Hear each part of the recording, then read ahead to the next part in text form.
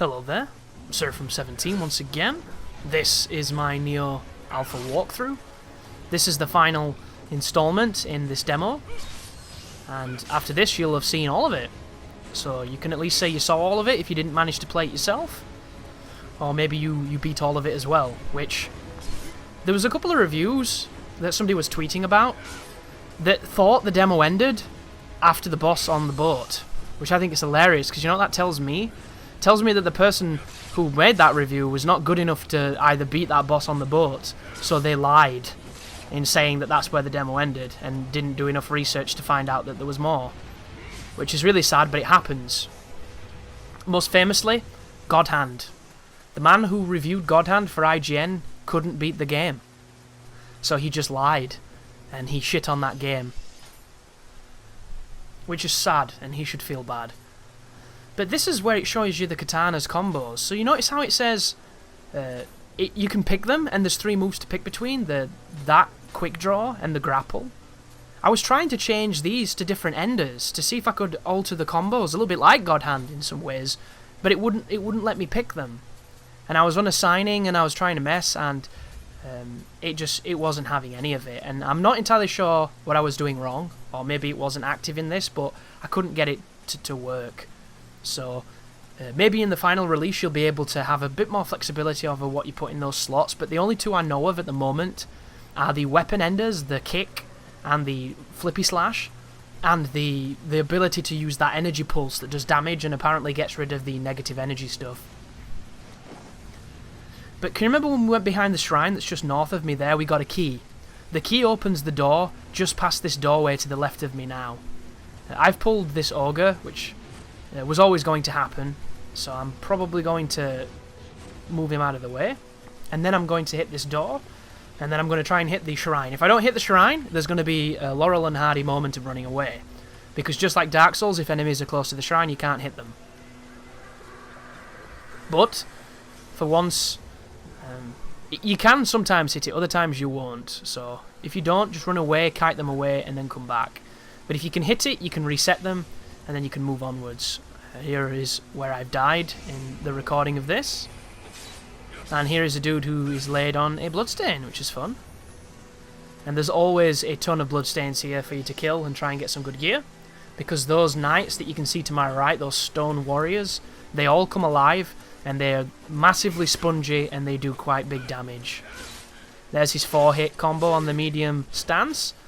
There's a missed combo by me, and I'm knackered, and now I'm going to get poked in the bum. But this guy doesn't have the best damage, it seems. Ooh, that was nice. And he's going to out-frame advantage me every time, so change your stance, go into a faster stance. Or just get beat up, because this guy is kicking my ass. Pop the elixir, because I'm a scrubby healer. Ooh, very interesting. Drop him down, nice kick. Ah, nothing. Goes into high stance. Go into parry stance, get the parry, kill the dude. No? Gets away. GG. Parry again. Stop doing that move. I'm knackered. He's knackered. Everyone's knackered. And he's dead. Personally, I really hope they change the way the stamina works. Or the key, if you want to call it that. I'm never going to call it key, because I think it's a stupid word and I don't like it too much. Because I think it's too bad at this moment in time. Stamina seems so ridiculous. And I haven't done a build where I do nothing but focus on leveling it up. But maybe that makes it more manageable. But I still think that the stamina in this game is going to be ridiculous. And I hate any penalty that immediately freezes you.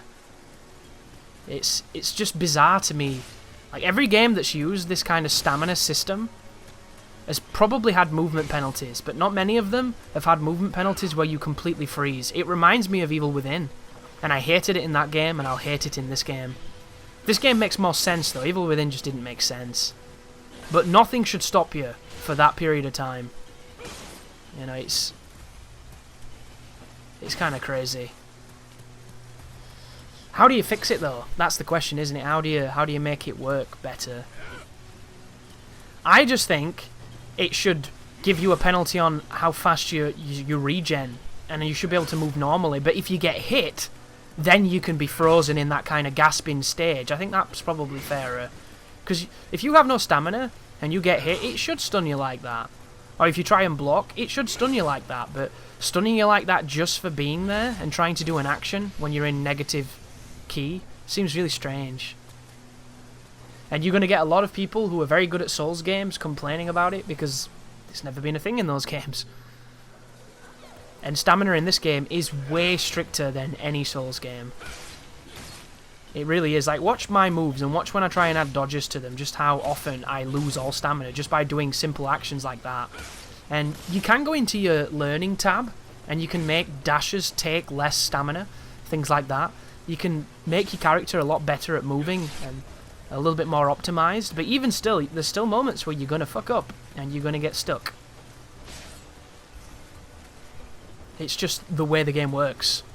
And I think it's something that once you learn it, once you get used to it, once you understand it completely, you'll probably get really good at it. So it wouldn't bother me if they didn't change it, because I'd just learn to play with it.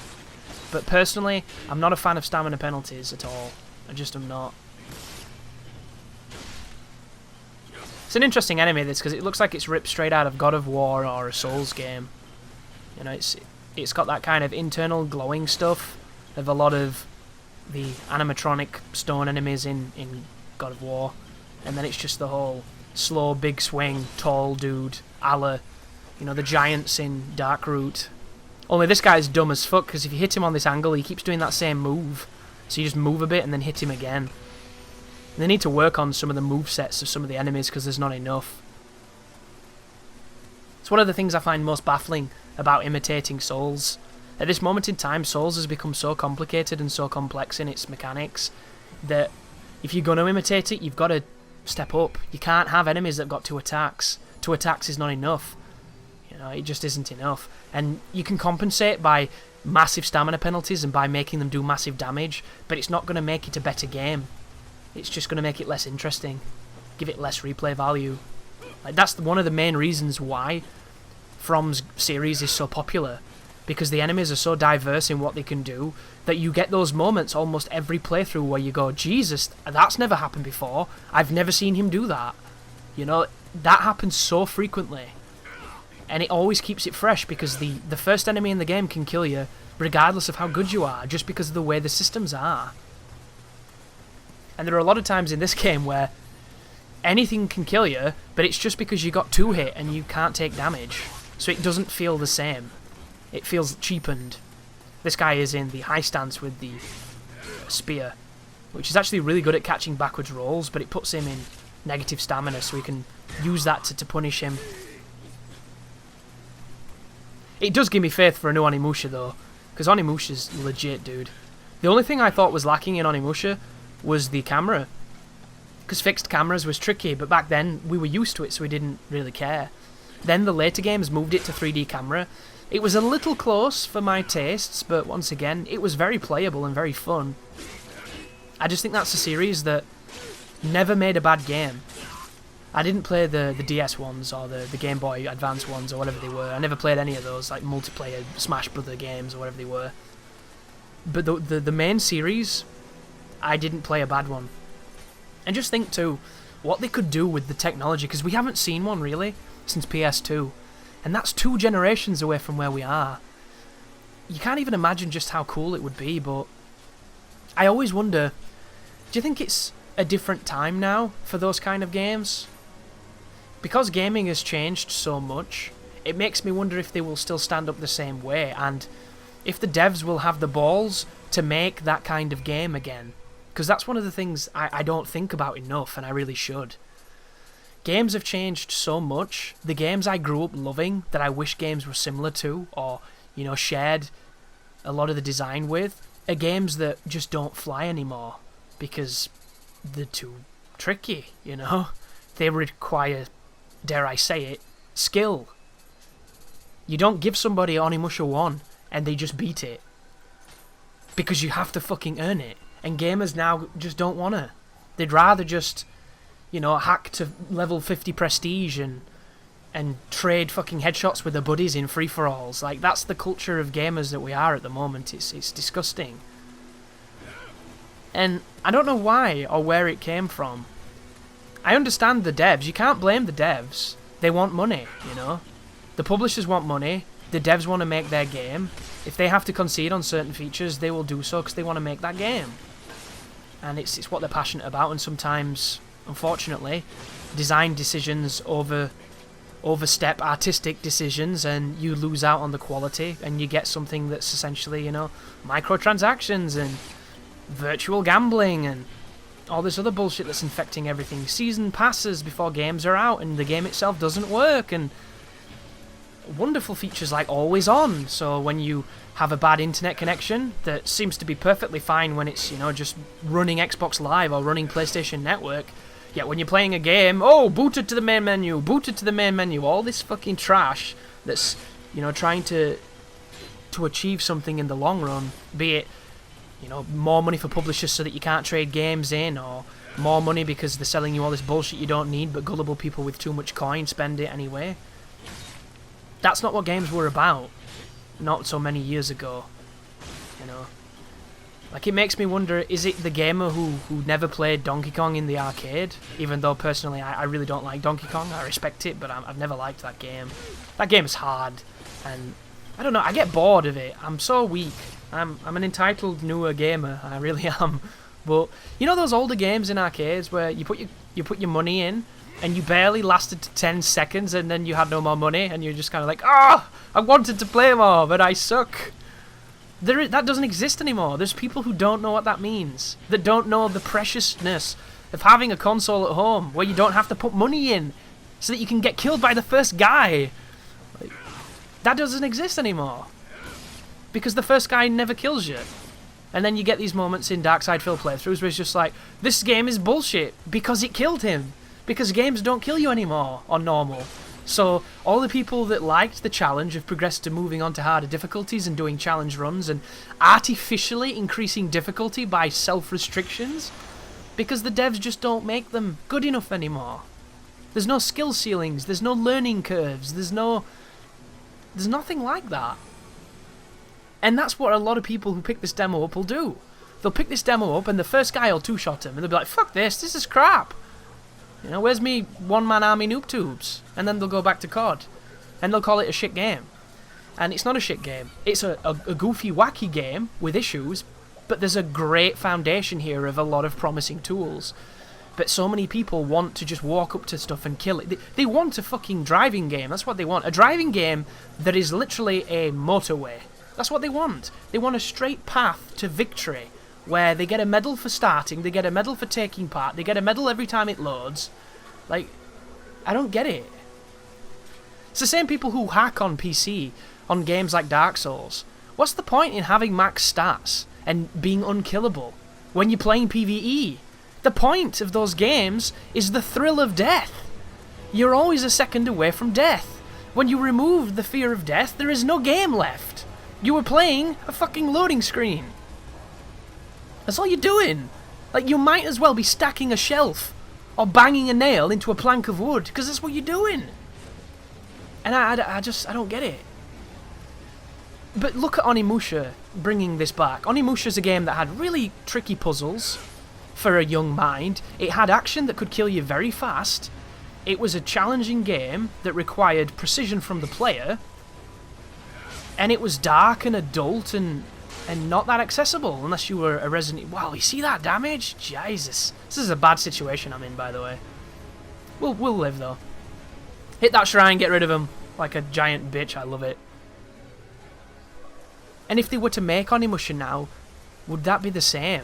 Would the puzzles be so devilish? Even though the puzzles weren't that devilish, really, were they? It was find an item and put it in a place. It was just sometimes awkward. I can't remember if in the first one you had to press use instead of it prompting you to use it, so then you had to actively, go into menus and stuff, and that was tricky because if you didn't think to do it, what were you going to do? But normally games will be like, use the key now, so that makes that way easier. But the combat in those games, the bosses were very tricky. They didn't have life bars, so you didn't know if you were close to killing them or a mile away.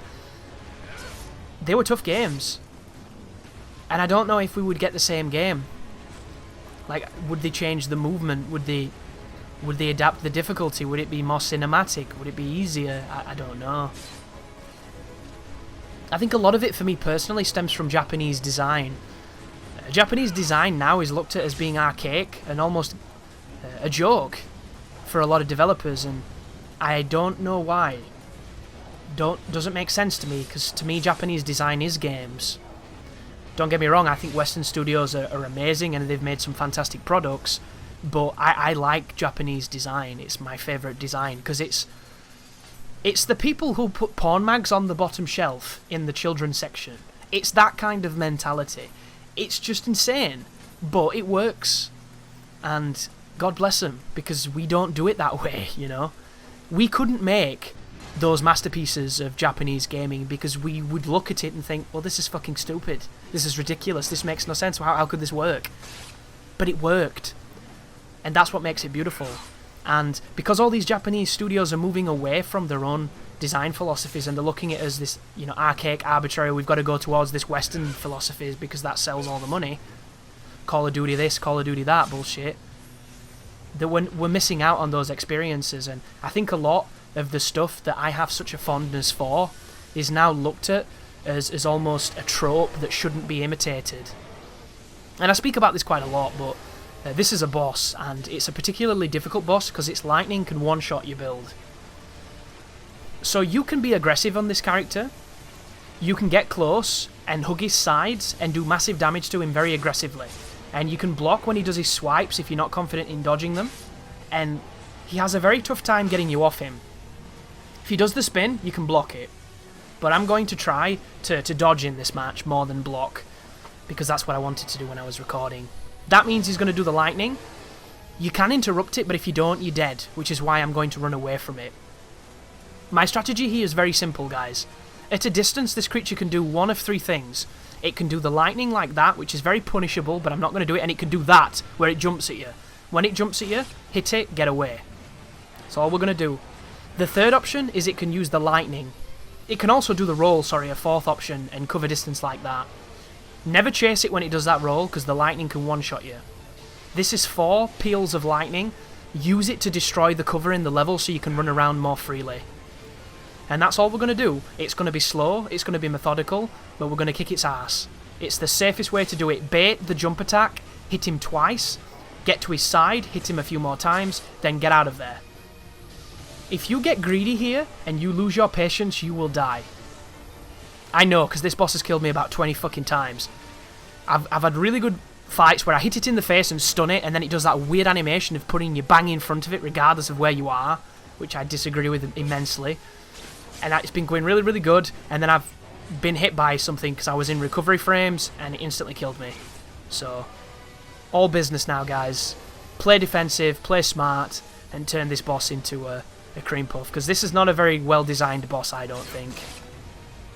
It's got wonky hurtboxes, its hurtboxes are okay, actually. Its hitboxes are wonky as fuck. I've been clawed when it was nowhere near me, so if they were wanting to imitate Dark Souls, they did a fantastic job with that dog shit. That is an easy move to dodge through, but if you miss it, it's a one-shot. And this is just so much simpler, because it's not reliant on execution, it's just reliant on being patient, which I'm terrible at, but it's definitely something that works. Also, you'll notice my armor's broken. Every time you die to this boss, he's going to break your shit, which is annoying. And I don't have any items to repair it, so I take extra damage, but it's not a problem, because we're not going to get hit. But just look how much damage I do to this boss. And I don't have a weak weapon, guys. My weapon is like 296. The best weapon I've found in the game is 445 with scaling. So, you know, it's not a bad weapon in the grand scheme of things. It's just nothing hurts this boss. You always have to hit it a good 20 plus times. And you might be wondering, well, what's wrong with that? That sounds perfectly fine. This team made Ninja Gaiden. Stop this video right now and search any boss in Ninja Gaiden. Ninja Gaiden 1 or 2 bosses. Just search that and look at a boss and watch somebody hit it. Then you'll understand me. And I think it's probably for the purposes of the alpha. Because every developer, for some reason, wants to make their game much harder than it is when they're going for this ready-to-die gimmick. So I think the difficulty here has been inflated to hell. Like, I do not think that this is going to be anywhere near what it is in the final game. I just don't see it. Because the longer this fight goes, the more you realise it's boring as fuck. And I don't think that that's what they intend. Also, you'll notice he's putting that weird energy everywhere. So if you do that combo, you can get rid of it, but I haven't unlocked it on the skill tree because I wanted to not use it at all in this run. But do you see how it puts the red bar on my stamina? I think there's something to it that I don't know yet, but we'll learn in time. There's the 3 hits. 2. Does he do the roll? He does. Do not be anywhere near the radius of that roll. And it's funny too. The first time I fought this beast, I was really aggressive up his ass, dodging everything perfectly, and I got him down to about 10%, and then I instantly died. Every fight afterwards, for about 15 plus fights, I couldn't play anywhere near as good as that. I couldn't get a pattern anywhere near as kind as that. I was punishing the lightning charge, I was punishing the roll, I was punishing every single attack you're watching right now, and I wasn't taking any damage because I was getting super lucky and I just didn't know it. And then on every chance afterwards, he just destroyed me with one-shots out the arse. And it's not a tough boss. It ain't. It's got about 5 moves. They're all easy to see. But there are times when you try and roll through the claw swipes and he still hits you. And I appreciate that there's a certain amount of iframes in the roll and there's a certain amount of spacing you need to do to get out of it. But when I slow the footage down and he's not touching me and I'm still taking hits, I'm not a fan of your game at that moment. And it's something that... I don't know, guys. I'd have to probably be an engineer or be part of a dev cycle to understand how active frames work on attacks and how hitboxes truly work. Because in fighting games, it's easy to see because you've got those breakdowns and it shows you them. But in a game such as this, it makes me wonder what it looks like, you know, when you're in debug mode to see it. There's the spin. Because I would really like to see it, just to know just how douchey it is. Because every animation has 3 separate sets of frames. It has startup frames, it has active frames where the damage is, and it has recovery frames. It's a very simple concept. So why can something swing and hit me when it doesn't hit me? Simple concept as well, because I'm still in its hurtbox. Its hurtbox has got a larger window than the physical model, and that's why you take damage. But that was the end of the Nioh Alpha. I am very excited to play more of this game, if there's going to be a beta or a demo coming up. We don't know when the release date is, but definitely check the channel for footage of this game, because I'm looking to really understand it and figure it out, rather than feeling a little bit lost in translation in a very janky, Souls impersonating game. But what did you think of it, guys? Did you like it? Did you hate it? I guess time will decide on what the consensus is for that. But thank you for watching, and you take care now.